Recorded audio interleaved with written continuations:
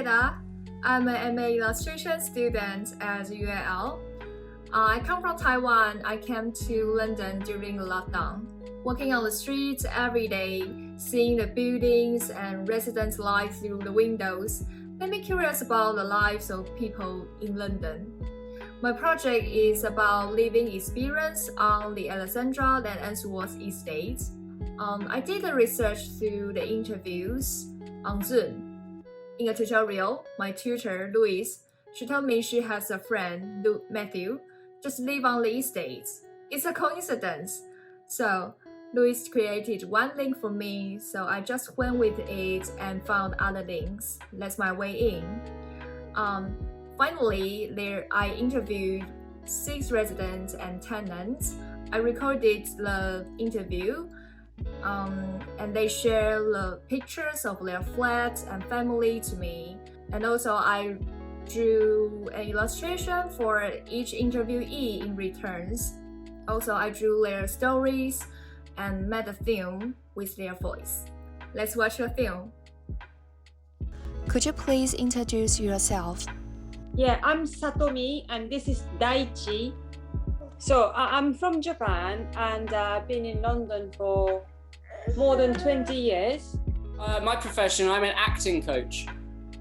So originally I'm from a county called Lincolnshire. And we moved from New York and fell in love with it immediately. I have an architectural history background, and Matthew's done a lot of graphic design work, my husband, for sort of architects and designers. So he also has an affinity for architecture. We both really like brutalist architecture. So my name is Connor. I've lived in Holloway the past 6 years almost, and I'm an architect in training. I'm Andy. I've lived here for almost 3 years. I'm a civil servant, and I too love living here. I am about 57. I'm sort of retired. I'm an architectural model maker with my partner Eleanor. About 7 years. Can you tell your full name? Yeah, Roberto Caputo. I'm 38. I'm an architect. I'm from Italy. I've been living in this flat for 4.5 years. No, I work in a practice. I'm born in Britain, yeah. My mum's Spanish and my dad's Hungarian. But here, I've lived here for about 20 years. How do you think of this community and architecture? Are there any positive or negative aspects?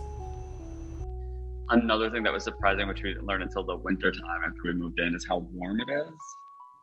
Because they do, there's wall heating.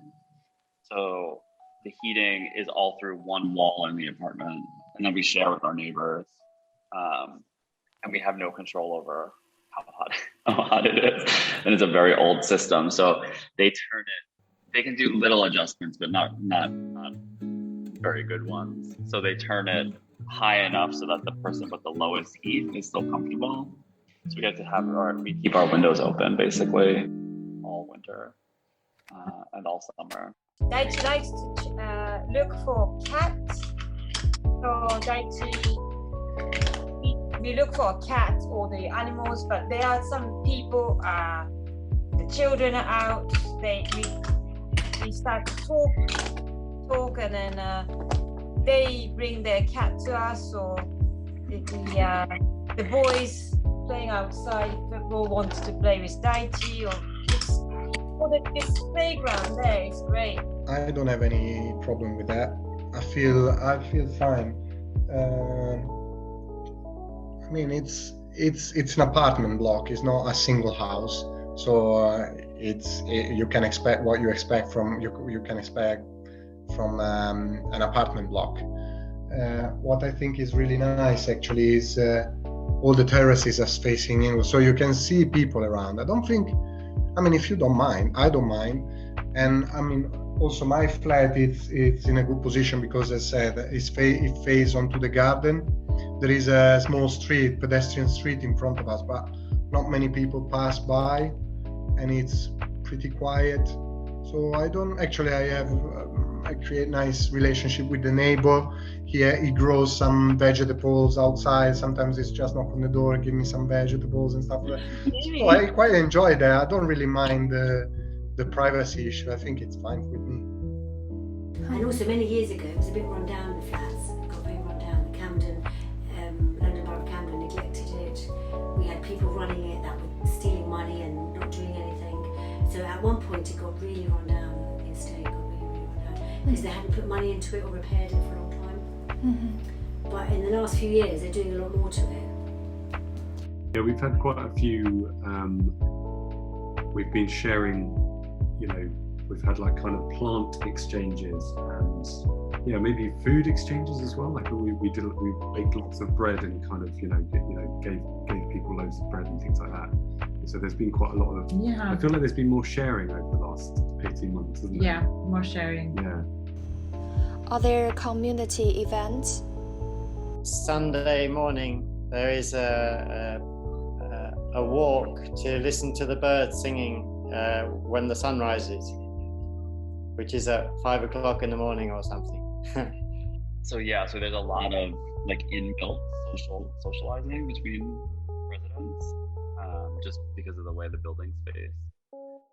And then we do try to do lots of like events and sort of community events, especially in the summertime, like a big barbecue and a fair for kids and that sort of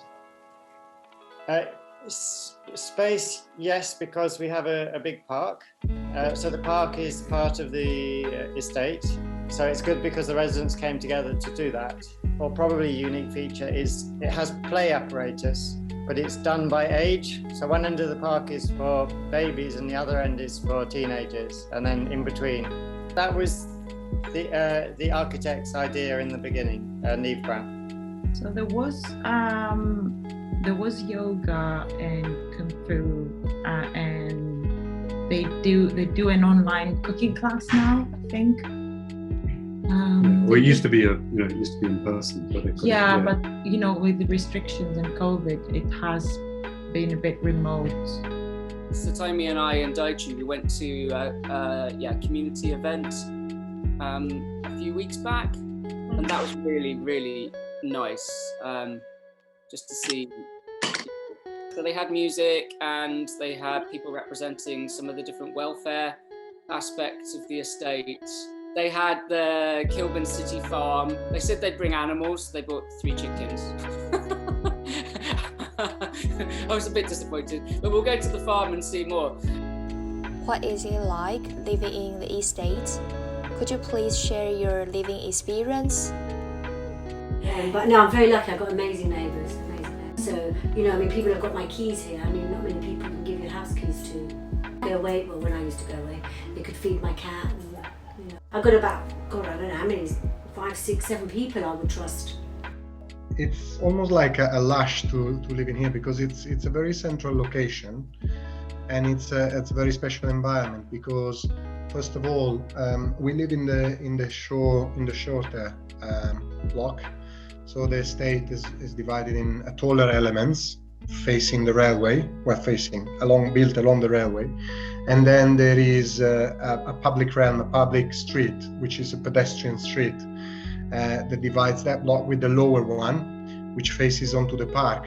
So we're quite privileged because our flat faces onto the park, and it's almost like it is a public park, but it feels like a private one because it's kind of hidden away and not many people knows about. If you're not from the estate, you don't really know much. You don't really know that there is a park. It was a really hot day when I was dropping Daichi off, and I walked back down to the road, and loads of people were just sitting outside on the cobbles, and they had their drinks and they had their food. And I think the most exciting thing for me is I've never truly felt like I've been to an area that is so diverse culturally. Yes, so people would go, like my neighbour across the way, he was 90. And they said he wasn't allowed out of his house for 2.5 months. So, I used to do a bit of shopping for him. I used to go every day to see how he is, he's all right. footfall. You wash your dishes in the kitchen and you see people passing by, and if you have your curtains open, you can wave at a neighbor or something. It becomes very quiet in the evening, and you can hear the birds, you can hear the foxes, especially after lockdown. You can hear a bit more wildlife. And we've been with lockdown, we've been trying to listen to an owl one evening, which was very interesting. Before I decided to research through interviews, to be honest, I was struggling because as a foreigner, as a not native speaker, how difficult to find a way in. In the last interview, the interviewee, Ida, she invited me to her flat. When I actually was into the community and checked with residents, I found people were extremely warm. They chat and smile and say hello to me. Yeah, I found and experienced this community. I found people how to connect. I really love there. The role of illustration in this project is researcher is help me to imagine and to experience the stories that told me, and also make me to collect more information, such as went to the estate to take a picture as a record. And yeah, in this project I learned how to overcome my fear, how to connect with people, and also how to look at the community from a perspective as a researcher instead of just a person. Hope you enjoy this film, and thank you for watching.